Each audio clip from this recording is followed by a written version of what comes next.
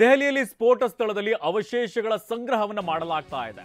ಅವಶೇಷಗಳನ್ನು ತೆರವು ಮಾಡ್ತಿರುವಂತಹ ತನಿಖಾ ಅಧಿಕಾರಿಗಳು ಕ್ರೇನ್ಗಳನ್ನು ಬಳಸಿ ಲಾರಿಗೆ ಅವಶೇಷಗಳನ್ನು ತುಂಬುತ್ತಾ ಇರುವಂತಹ ಸಿಬ್ಬಂದಿ. ಕೆಂಪುಕೋಟೆ ಬಳಿ ಸ್ಫೋಟ ಸ್ಥಳದಲ್ಲಿ ಕಾರ್ಯಾಚರಣೆಯನ್ನು ನಡೆಸಲಾಗ್ತಾ ಇದೆ. ಸ್ಥಳದಲ್ಲಿ ಬಿಳಿ ಪರದೆ ತೆರವನ್ನು ಮಾಡದಂತಹ ಅಧಿಕಾರಿಗಳು, ಸ್ಥಳದಲ್ಲಿ ಅಧಿಕಾರಿಗಳಿಂದ ಪರಿಶೀಲನೆ ಮುಂದುವರಿಸಲಾಗ್ತಾ ಇದೆ.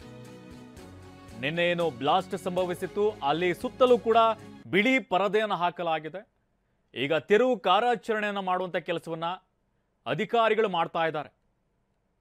ಕ್ರೇನ್ಗಳನ್ನು ಬಳಸಿ ಲಾರಿಗೆ ಅವಶೇಷಗಳನ್ನು ತುಂಬುವಂಥ ಕೆಲಸವನ್ನ ಸಿಬ್ಬಂದಿ ಮಾಡ್ತಾ ಇದ್ದಾರೆ.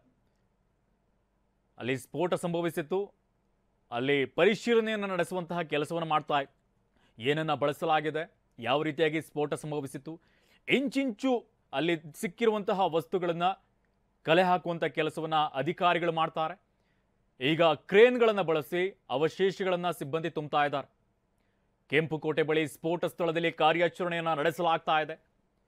ಒಂದು ಕಡೆಯಲ್ಲಿ ಸ್ಥಳದಲ್ಲಿ ಬಿಳಿ ಪರದೆಯನ್ನು ಹಾಕಿದ್ದಾರೆ, ಇನ್ನೂ ಕೂಡ ಅದನ್ನು ತೆರವು ಮಾಡಿಲ್ಲ. ಇನ್ನೊಂದು ಕಡೆಯಲ್ಲಿ ಕ್ರೇನ್ಗಳನ್ನು ಬಳಸಿ ನಾವು ದೃಶ್ಯಾವಳಿಯಲ್ಲಿ ಗಮನಿಸ್ತಾ ಇದ್ದೀವಿ, ಅಲ್ಲಿದ್ದಂತಹ ಅವಶೇಷಗಳನ್ನು ಸ್ಥಳಾಂತರಿಸುವಂಥ ಕೆಲಸವನ್ನು ಮಾಡ್ತಾ ಇದ್ದಾರೆ.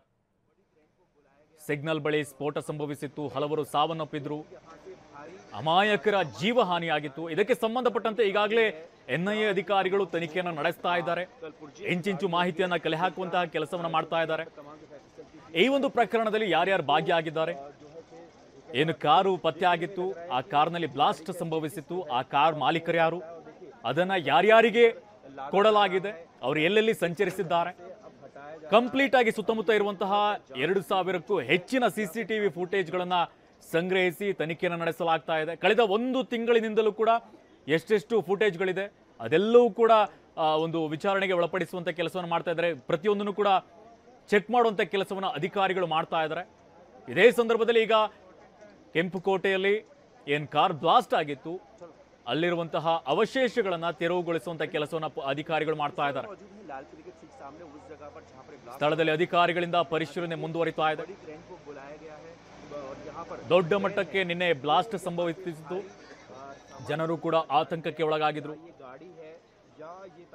ಸುಮಾರು 12 ಮಂದಿ ಇದೇ ಸ್ಫೋಟದಲ್ಲಿ ಸಾವನ್ನಪ್ಪಿದ್ರು. ಜನಸಂದಣಿ ಇದ್ದಂತಹ ಸಂದರ್ಭದಲ್ಲೇನೆ ಈ ರೀತಿಯಾದಂತಹ ಬ್ಲಾಸ್ಟ್ ಸಂಭವಿಸಿತ್ತು.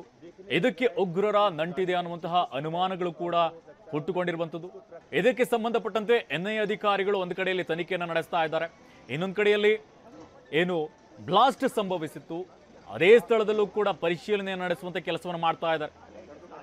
ಯಾವ ಒಂದು ಸ್ಫೋಟಕದಿಂದ ಇಲ್ಲಿ ಬ್ಲಾಸ್ಟ್ ಆಗಿದೆ, ಎಷ್ಟರ ಪ್ರಮಾಣದಲ್ಲಾಗಿದೆ, ಇದು ಪೂರ್ವ ನಿಯೋಜಿತ ಕೃತ್ಯನ ಅಥವಾ ಆಕಸ್ಮಿಕವಾಗಿ ಎಲ್ಲಾದರೂ ಸ್ಫೋಟ ಸಂಭವಿಸುತ್ತಾ, ಈ ಎಲ್ಲ ಆಯಾಮದಲ್ಲೂ ಕೂಡ ತನಿಖೆಯನ್ನು ನಡೆಸುವಂತ ಕೆಲಸವನ್ನ ತನಿಖಾಧಿಕಾರಿಗಳು ಮಾಡ್ತಾ ಇದ್ದಾರೆ.